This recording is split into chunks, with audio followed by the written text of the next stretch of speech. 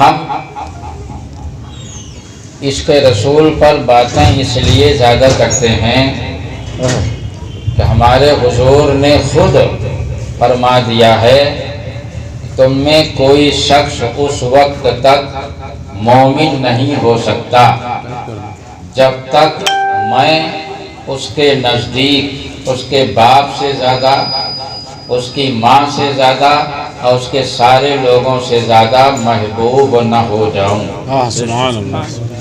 اس حدیث شریف سے معلوم ہوا کہ حضور کا درجہ مرتبہ اور حضور کی محبت ماں باپ اور تمام رشتہ داروں سے زیادہ ہے بے شک۔ اور ہونی چاہیے۔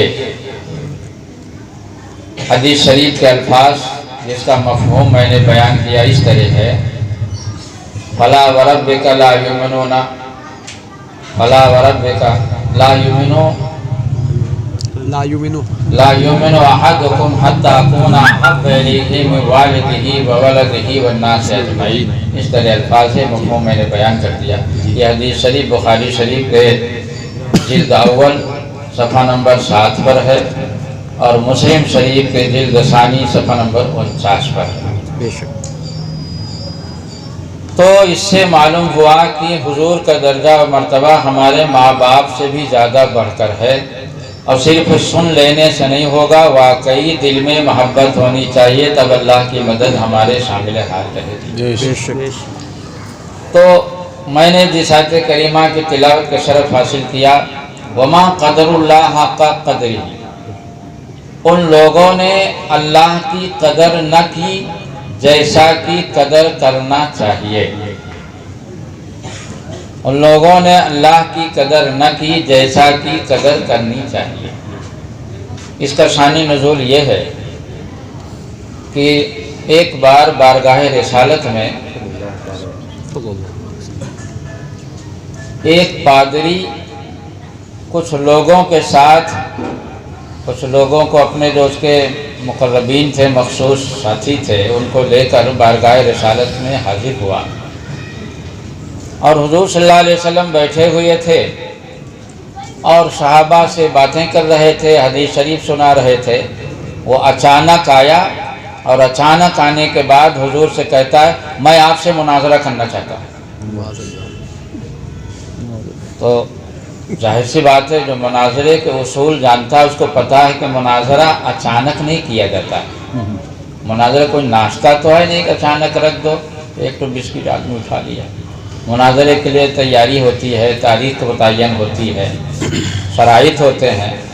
میں آپ سے مناظرہ کرنا، اور اس کو سکھا کے لائے تھے کہ تم کوئی ایسا اچانک سوال کر دو کہ وہ جواب نہ دے پائیں۔ یہ کوشش برابر جاری رہتی تھی کہ ان کے ماننے والوں کے سامنے کوئی ایسا، جو ان کے بڑے بڑے پادری تھے، ماننے والوں کے سامنے کوئی ایسا اچانک سوال کر دو کہ وہ گھبرا جائیں اور جواب نہ دے پائیں۔ جب آپ جواب نہ دے پائیں گے تو پتہ چل جائے گا کہ یہ نبی نہیں ہے۔ اگر نبی ہوتے تو ہر سوال کا جواب نبی دیتا ہے، اس کی قدرتی علوم اس کو حاصل ہوتے ہیں، تو کسی کو استاد نہیں بناتا، خالق کائنات اس کو خود سنوارتا ہے۔ تو آیا اچانک اور کہا میں آپ سے مناظرہ کرنا چاہتا ہوں۔ اتفاق سے وہ پادری بہت موٹا تھا، تو حضور صلی اللہ علیہ وسلم نے فرمایا کہ بیٹھ جا، مناظرہ کرنا چاہتے تو ہو جائے گا، اس میں کیا، بیٹھ جا۔ وہ سمجھ رہا تھا مناظرہ کا نام سن کے گھبرا جائیں گے، بیٹھ جاؤ، بیٹھ گیا۔ حضور صلی اللہ علیہ وسلم نے فرمایا کہ یہ بتاؤ آپ یہودی ہو تو تورات تو پڑھے ہو گے، پادری ہو آپ، یہودیوں کے عالم ہو، تورات تو پڑھے ہو؟ کہاں؟ ہاں پڑھا، مطالعہ کیا، تبھی تو مناظرے کے لیے آیا۔ حضور نے فرمایا کہ تورات میں یہ آیت پڑھے ہو، ان اللہ لا یحب الحبر السمین، کہ بے شک اللہ موٹے عالم کو پسند نہیں کرتا۔ یہ آیت پڑھے ہو؟ اچھا، حضور صلی اللہ علیہ وسلم کو کبھی بھی کسی نے تورات اور انجیل وغیرہ کو پڑھتے نہیں دیکھا، کبھی حضور نے مطالعہ نہیں کیا، اور اس کے بعد بھی جب ضرورت پڑتی تو پارہ نمبر، آیت نمبر 7 آیت فوراً پیش کر دیتے ہیں۔ کیوں؟ اس لیے کہ نبی کا علم نبی آ کے نہیں پڑھتا، پڑھ کے آتا ہے۔ بے شک اسی لیے نبی کسی کو استاد نہیں بناتا، وہ تو پوری کائنات کا استاد بن کے آئے ہیں۔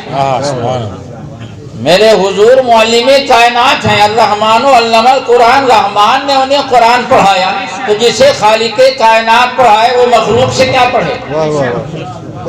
خالق کائنات جسے قرآن میں سب کچھ ہے تو کویا قرآن پڑھا دیا تو سب کچھ پڑھا دیا، اور وہ مخلوق سے کیا پڑھے گا جسے خالق کائنات کہہ رہا کہ رحمان نے محبوب کو قرآن پڑھایا۔ تو حضور نے فرمایا کہ یہ آیت پڑھے ہو تورات میں، ان اللہ لا یحب الحبر السمین، کہ بے شک اللہ موٹے عالم کو پسند نہیں کرتا۔ اب اس کے بدن میں آگ لگ گئی کیونکہ بہت موٹا تھا، اور اس کے بعد کہنے لگا اللہ نے موسیٰ پہ کچھ نازل نہیں کیا، میں کچھ نہیں جانتا۔ اس سے مناظرے کا ایک اصول معلوم ہو گیا۔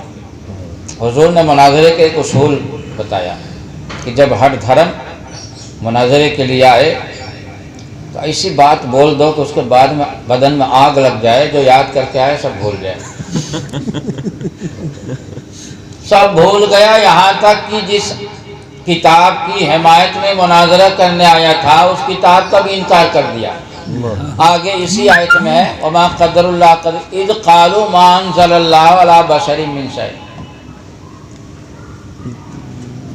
جب انہوں نے کہا کہ اللہ نے کسی انسان پہ کچھ نازل نہیں کیا، نہ موسیٰ پہ کچھ نازل کیا نہ کسی پہ کچھ نازل کیا۔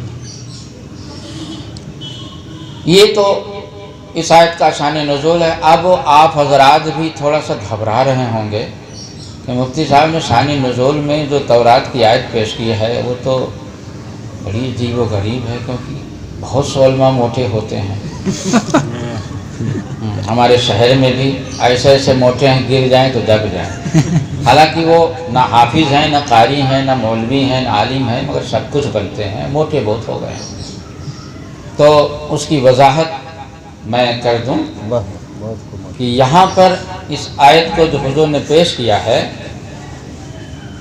تو شارحین نے اس آیت کا مطلب یہ بتایا ہے کہ اس سے مراد وہ عالم ہے جو حرام خوری کی بنیاد پر موٹا ہو گیا ہو، حرام پیسے کھا کھا کر موٹا ہو گیا ہو، وہ اس وعید میں آئے گا کہ اللہ موٹے عالم کو پسند نہیں کرتا، یعنی اللہ کی بارگاہ میں وہ عالم پسندیدہ نہیں۔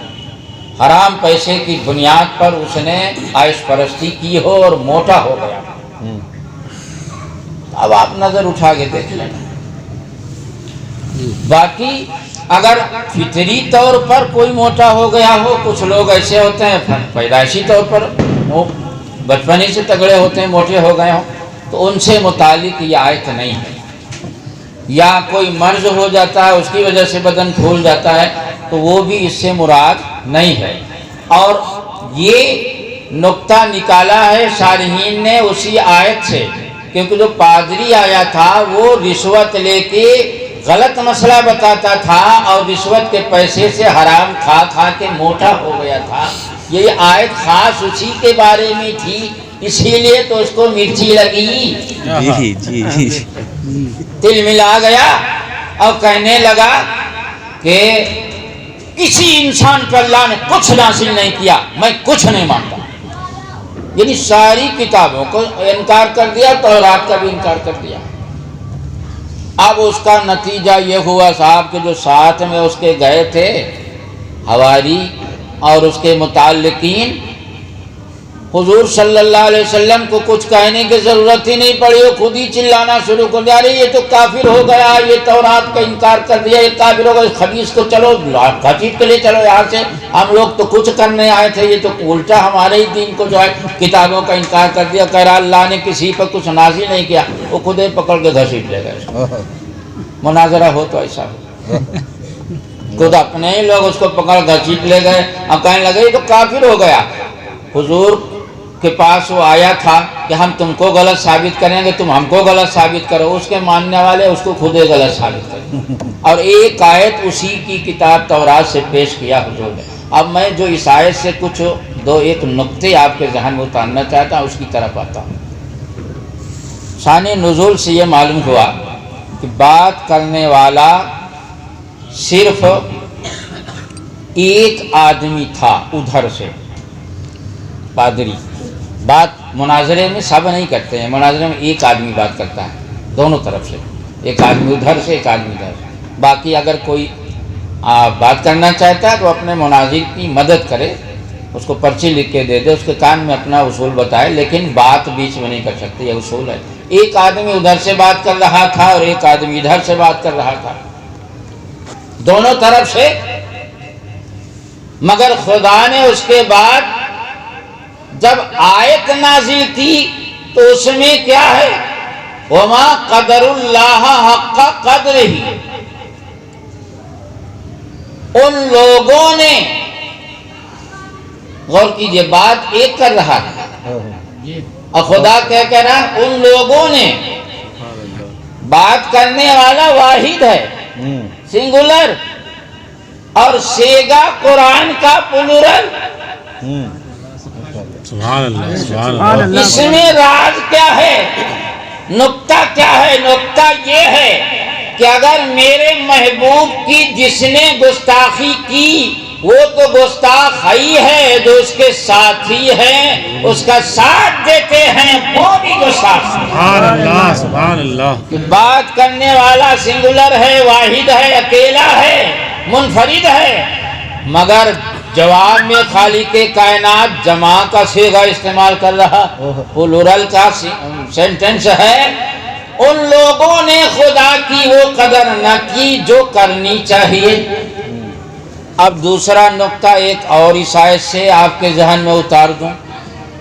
آپ حضرات سے میں پوچھتا ہوں، ابھی آپ حضرات نے شان نزول میں جو حدیث شریف سماعت کی اس میں صاف صاف بتایا گیا کہ اس پادری نے توہین کس کی تھی؟ بات کس سے کر رہا تھا؟ حضور سے۔ تو آیت تو یہ ہونی چاہیے کہ ان لوگوں نے حضور کی وہ قدر نہ کی جو کرنی چاہیے۔ غور کیجئے گا، حضور کی وہ قدر نہ کی جو کرنی چاہیے، گستاخی حضور کی ہو رہی ہے، اور خدا فرمایا ان لوگوں نے اللہ کی وہ قدر نہ کی جو کرنا چاہیے۔ معلوم ہوا رسول کی گستاخی خدا کی گستاخی ہے، سبحان اللہ، سبحان اللہ۔ نبی کی گستاخی خدا کی گستاخی ہے۔ اب اسی سے اندازہ لگا لو بارگاہ رسالت کا، کہ جو بارگاہ رسالت کی توہین کرتا ہے، خدا کہتا اس نے بارگاہ رسالت کی توہین نہیں کی، اس نے میری توہین کی، کیونکہ محبوب تو میرا ہے، میں تیرا ہوں، میں تو مالک ہی کہوں گا کہ ہو مالک کے حبیب، یعنی محبوب وہی میں نہیں، میرا تیرا۔ سبحان اللہ، سبحان اللہ، سبحان اللہ۔ تو یہ جب توہین رسول کی جائے تو خدا کہتا ہے اللہ کی توہین کیا۔ یہ عجیب معاملہ ہے یار، دیکھو۔ اور دوسری جگہ قرآن میں ایک جگہ اور ہے، حضور صلی اللہ علیہ وسلم ایک جنگ میں جا رہے تھے، تو پہلے زمانے میں منافقوں کے جنگ سے نہیں روکا گیا تھا، مگر جب شرارت بڑھ گئی، حالات ایسے تھے، تو غزوہ حمراء الاسد میں باقاعدہ ایک منادی حضور نے مقرر کیا کہ اعلان کر دو کہ آج کی تاریخ سے مسلمانوں کی طرف سے جنگ میں کوئی بھی منافق نہیں جائے گا۔ اس وقت سے روک دیا گیا۔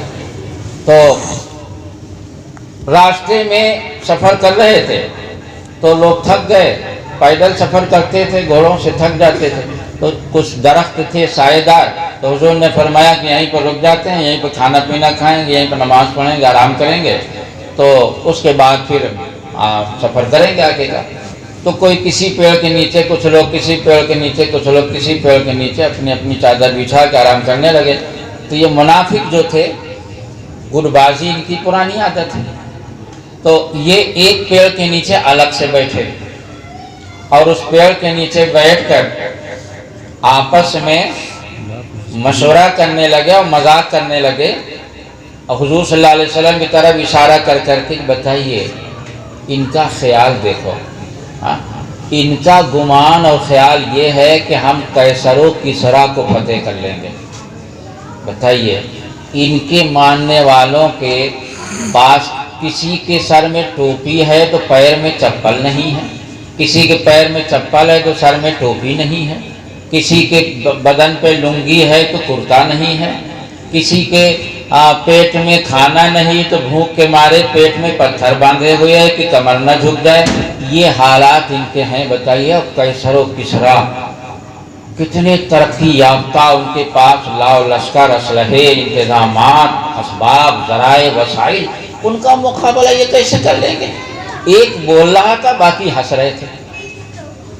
تو بات تو آپ جانتے ہیں کہ زبان سے نکلنے کے بعد چلتی ہے، تو انہی میں سے پھر وہ اس سے کرتے کرتے حضور تک یہ بات پہنچ گئی۔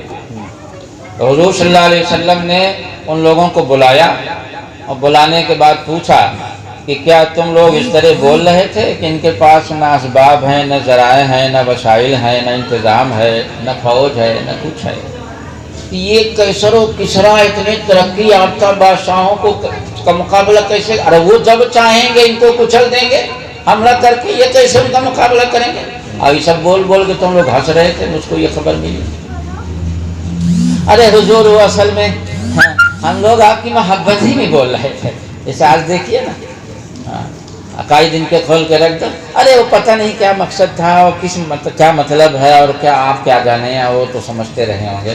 حضور ہم لوگ آپ کی محبت ہی میں اصل بول رہے تھے کہ وہ بہت طاقتور ہیں، بہت ترقی یافتہ ہیں، آپ بہت کمزور ہیں، اسباب کی وجہ سے آپ ان کا مقابلہ نہ کر پائیں گے۔ حضور ہم لوگ آپ کی خیر خواہی محبت ہی میں بول رہے تھے، ہم لوگ کوئی آپ کی عداوت اور گستاخی کے طور پر نہیں بول رہے تھے۔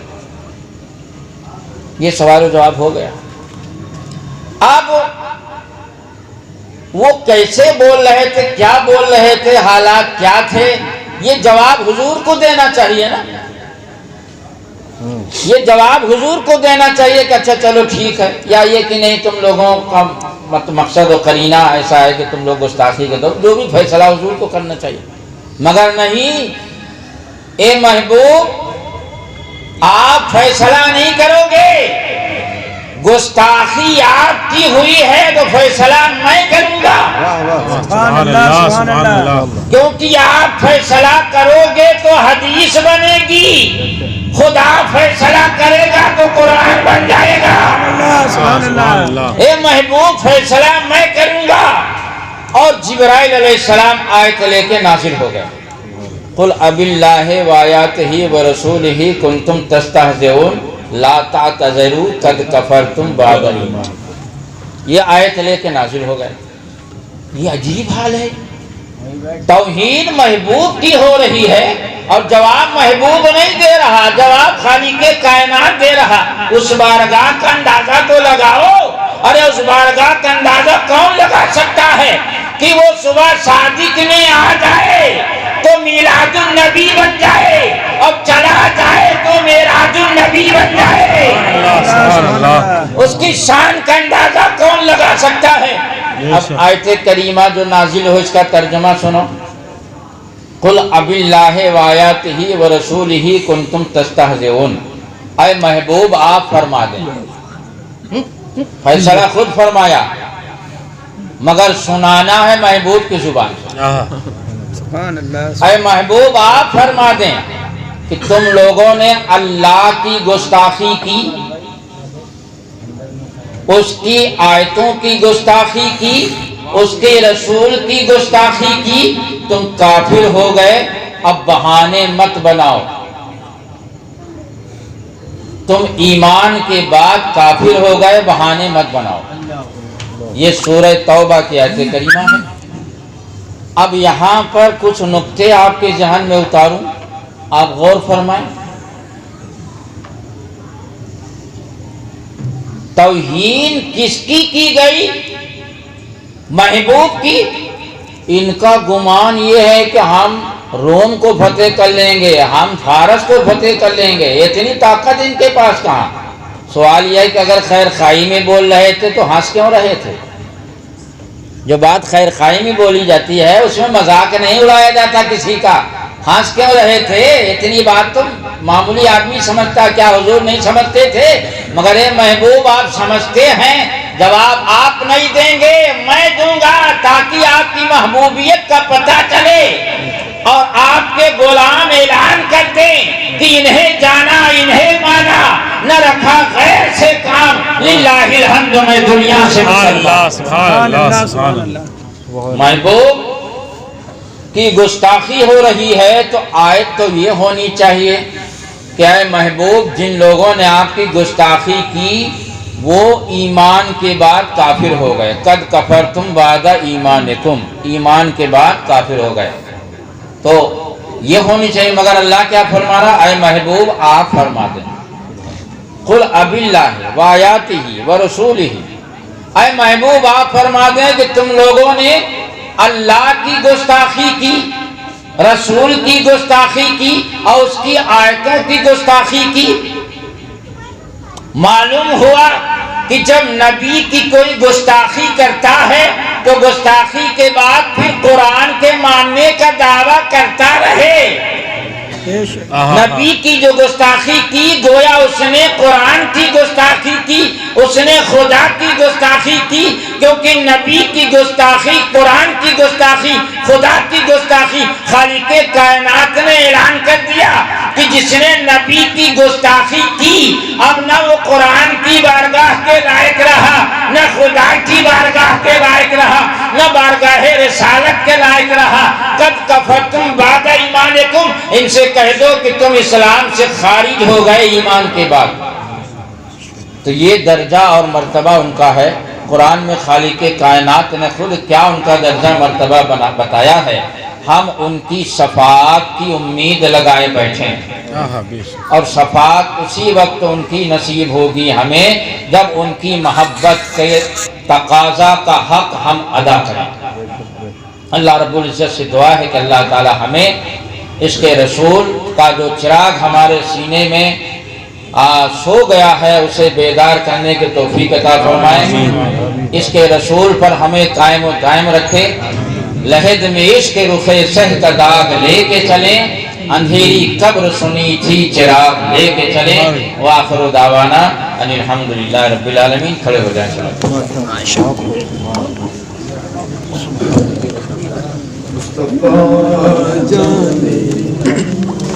مصطفیٰ جانے رحمان کے لاکھوں سلام، شمع بز میں